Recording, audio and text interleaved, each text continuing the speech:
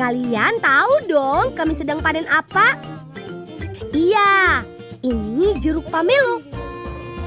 Orang juga mengenalnya dengan jeruk Bali.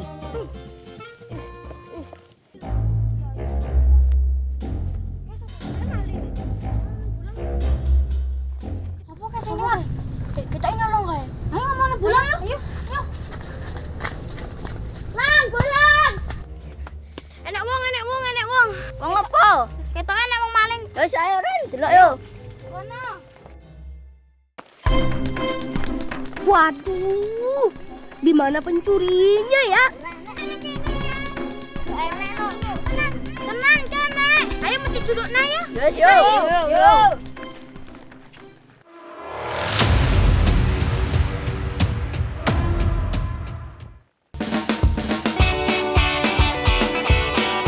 Di kebun ini ada sekitar 250 pohon jeruk Bali yang sudah mulai ditanam sejak tahun 80-an. Harga jual per buahnya berkisar 6.000 sampai 8.000 rupiah tergantung ukuran dan jenisnya. Satu buah jeruk Bali beratnya bisa mencapai 1,5 kilogram. Sedangkan yang kita panen ratusan butir. Goblok sik, bae kesel ki. Oh iya, iki arep digawe cendol ya. Berarti ya dhewe butuh susu kambing. Ya wis nek iki Ren, saiki awakmu njupuk susu kambing dhisik ya. Iya, Mbak. Aku.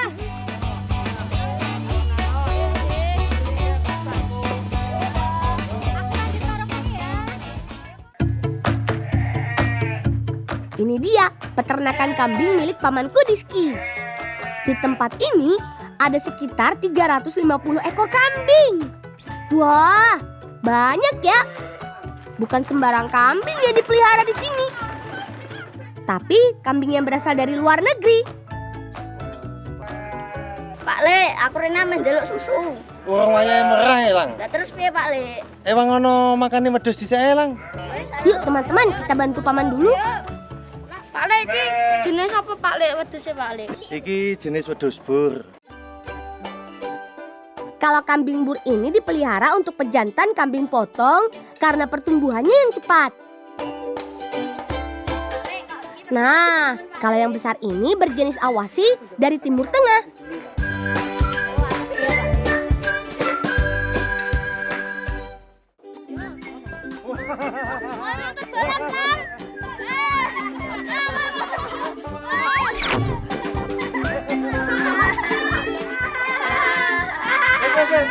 Ayo, malu merah susu yuk.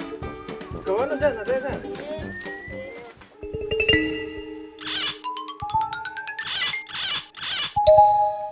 Jadi iki Lang, wedhus sing diperah iku wedhus sing putih-putih iki. Iki anakane Sanen karo Jawa. Jenengane Sapera.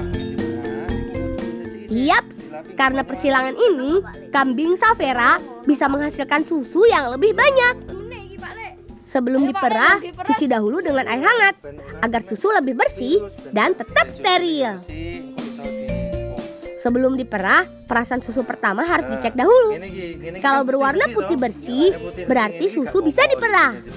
Kalau berwarna kuning atau merah, berarti susu sedang sakit dan tidak boleh diperah. Satu kambing Savera dapat menghasilkan 2-4 liter susu. Hehehe, banyak juga ya. Lang, iki susune jarine arep gawe es cendol. Nggih Pak Le, kula beto riye nggih. Yuk, bawa susunya. Susu kambing dan jeruk pamelo sudah siap. Yang akan kami buat jadi cendol bukan buah jeruknya, tapi kulit jeruknya. Kupas kulit jeruk tipis-tipis. Hanya buang bagian hijau atau kulit terluarnya. Agar getah kulit jeruk cepat hilang dan lunak, potong-potong kulit jeruk menjadi dadu. Taburkan garam, aduk sampai merata. Garam berfungsi untuk menghilangkan lemak dan getah yang tersisa. Rendam kulit jeruk selama semalam. Semua masakan dari kulit jeruk harus melalui proses ini. Selain menghilangkan lemak, juga untuk menghilangkan rasa pahit. Rebus kulit jeruk kurang lebih 30 menit sampai kulit lunak. Haluskan kulit yang sudah matang dengan cara ditumbuk sampai halus ya, agar mudah tercampur dengan adonan yang lain.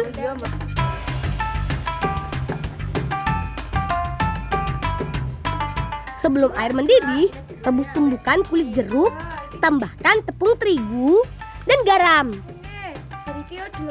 Aduk sampai adonan menjadi bubur.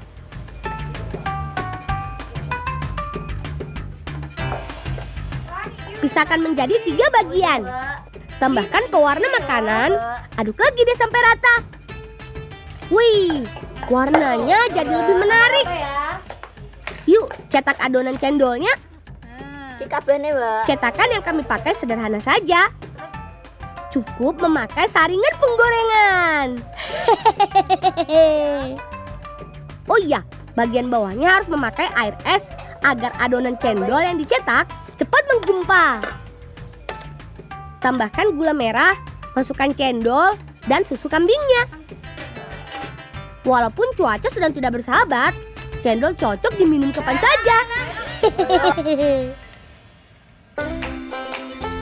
Ini dia, cendol dawet susu kambing buatan kita. Manis dari larutan gula merah, gurih dari susu kambingnya.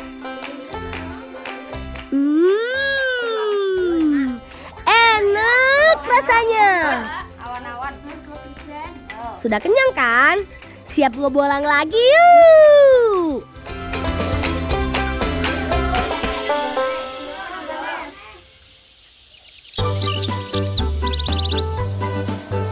Ayo, coba tebak Paman sedang melebur besi untuk apa? Paman melebur besi untuk membuat wilahan, salah satu alat musik yang ada di gamelan. Ini Paman, kami bawakan batang pisangnya. Kupas batang pisang sampai menjadi beberapa lapis. Jangan sampai sobek ya. Lipat lapisan batang pisangnya. Tusuk deh dengan capitan. Untuk mencetak perunggu kualitas bagus, ini bahan utamanya. Tembaga dan timah kualitas bagus. Panaskan semua bahannya kurang lebih 30 menit. Untuk peleburan, Paman memakai arang kayu jati. Bukan karena panasnya yang tinggi, tetapi arang kayu jati mudah dikendalikan panasnya. Kalau arang yang lain susah dikendalikan, malahan bisa merusak bahan peleburan. Cetakan harus diberi oli agar cairan logam tidak menempel dan permukaannya halus. Karena batang pisang banyak mengandung air, bisa melindungi tangan untuk mengambil lelehan besi biar nggak panas. Nah, itu dia fungsinya. Tuang cairan logam dan wush, api menyala. Siram dengan sekam padi agar hasil wilahannya halus.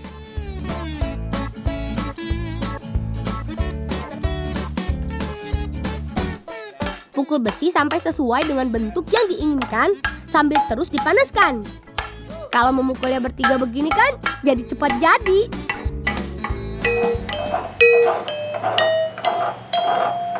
Lang, coba nomor 5 lang. Oke Pak De. Proses ini dinamakan penyelarasan, yaitu menyamakan nada agar sesuai dengan not. Jadi alat musiknya bisa bersuara merdu. Kalau nadanya masih kurang pas, harus dikurangi lagi dengan cara dikikir. Kalau nada sudah pas, gosok wilahan agar mengkilap dan lebih menarik.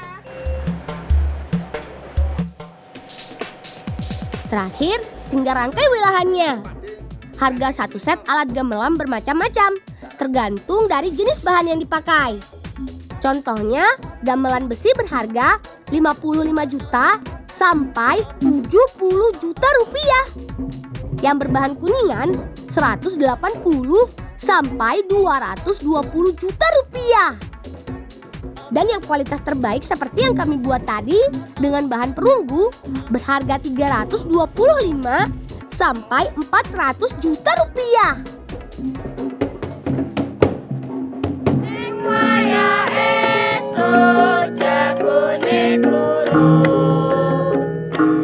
Ini dia teman-temanku bermain gamelan dari pengrajin gamelan Margo Laras.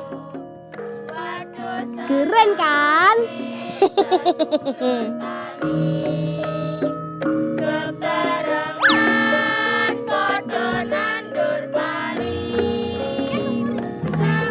Wah, ini pasti orang yang dari awal kita cari.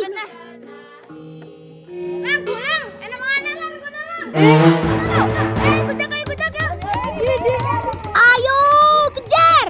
Kali ini pasti tertangkap. Apalagi yang mengejar rame-rame seperti ini.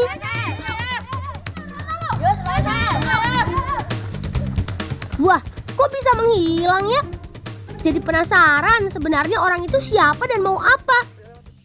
Ini kita cacak tuh lagi. Sebar kawan bile. Ludak uang mas. Ludak wong, lan di wonge. Ora. Lah ngesakne. Ya wis saiki budal ngene Pak De, jipuk pring apus, kayak kok digone kerajinan ya. Wis kita budal nah cepet. Pun pring apus ya. Mas. Ya.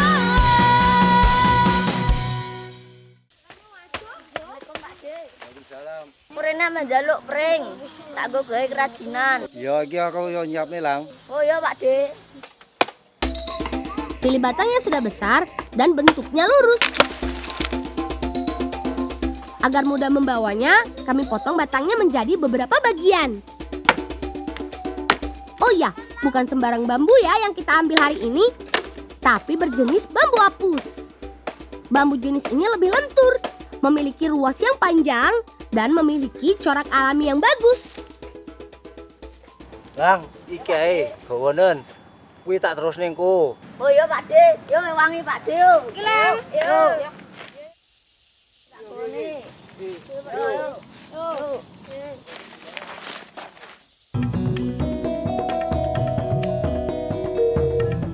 Ayo kumpulkan bambunya.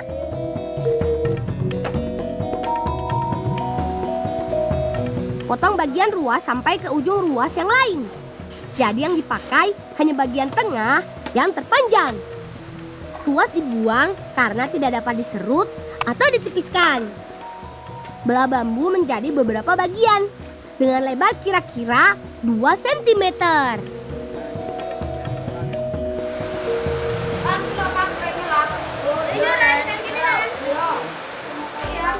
Giliranku dan Rizky beraksi. Tipiskan bambu kurang lebih 1 mm dan buang bagian kulit yang berwarna hijaunya. Menyuruh tipis lumayan susah. Tapi tenang teman-teman, aku sudah sering mengerjakannya. Awal-awal sih pasti bambu terputus ketika ditarik. Ayo semangat Rizky. Agar lebih menarik, biasanya bila bambu diberi pewarna.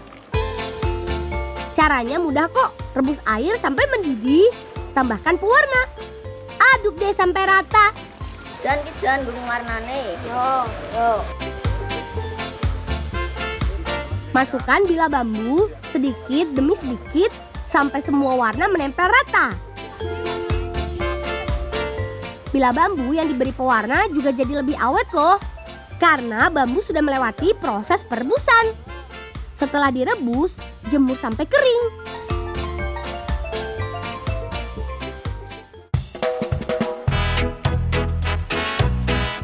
Nah, ini proses yang paling penting. Yups, menganyam. Bila bambu dapat dibentuk menjadi apa saja, yang penting bisa menganyamnya.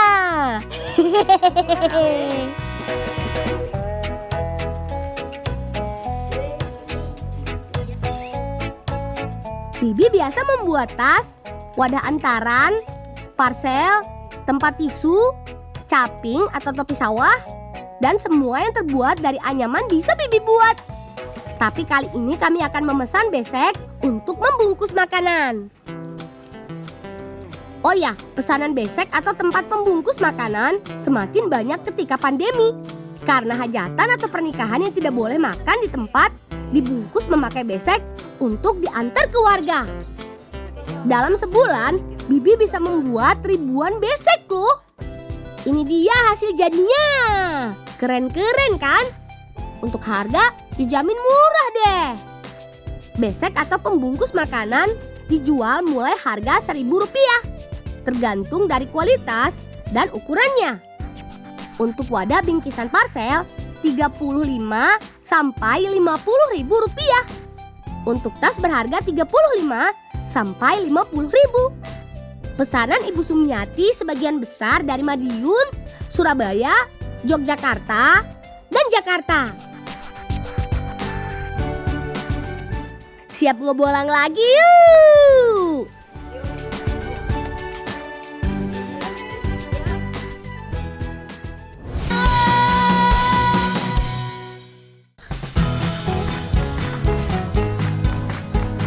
Ini pamanku Sukimun. Paman sudah membuat kerupuk beras sejak tahun 1987. Paman membuat kerupuk dengan bahan baku tepung beras karena harga bahan bakunya yang murah dan mudah didapat.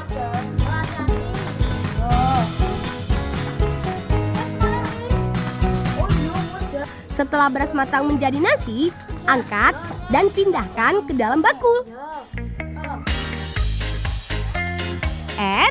Jangan dimakan ya, karena prosesnya belum selesai. Masukkan nasi ke dalam cetakan. Tumbuk sambil tambahkan sedikit pewarna alami. Cetakan ini selain menjadi alas tumbukan, juga menjaga agar nasi berbentuk kotak, agar lebih mudah ketika pemotongan nanti. Diamkan adonan kurang lebih semalaman, lalu potong semua adonannya. Semakin tipis memotongnya, semakin cepat kering juga kerupuknya. 1 kilogram beras bisa menjadi sekitar 400 lembar kerupuk. Ketika musim hujan seperti ini, penjemuran kerupuk memerlukan waktu yang lebih lama, sekitar 2 sampai 3 hari. Semakin kering, semakin cepat mengembang juga ketika digoreng.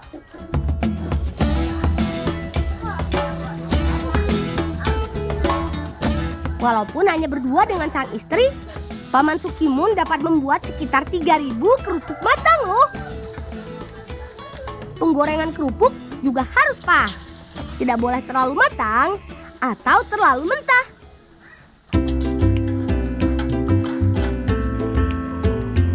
Ini dia anyaman bambu buatan kami tadi. Fungsinya menjadi pembungkus kerupuk berasnya. Paman menjual kerupuk beras ini Rp1.000 untuk 7 buah kerupuk beras. Dan dijual per besek dengan harga Rp15 sampai Rp25.000 sesuai dengan jumlah dan ukurannya. Masak-masak sudah, belum lengkap kalau belum dicicipi. Rasanya tak diragukan lagi. Enak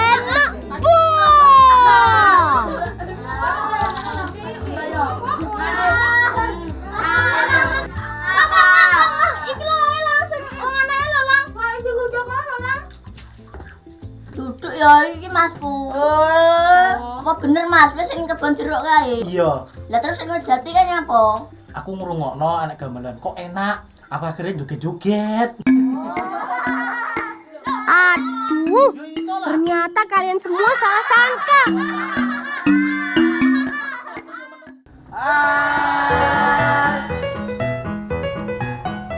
Ini dia kakakku Agung. Kakak Agung sengaja berpakaian pantomim untuk menghibur anak-anak atau warga yang meminjam buku. Yaps, Kak Agung mempunyai misi agar anak-anak giat membaca.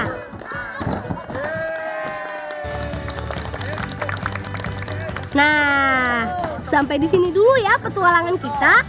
Rajin membaca, karena buku adalah jendela dunia. Salam bocah petualang. Dadah!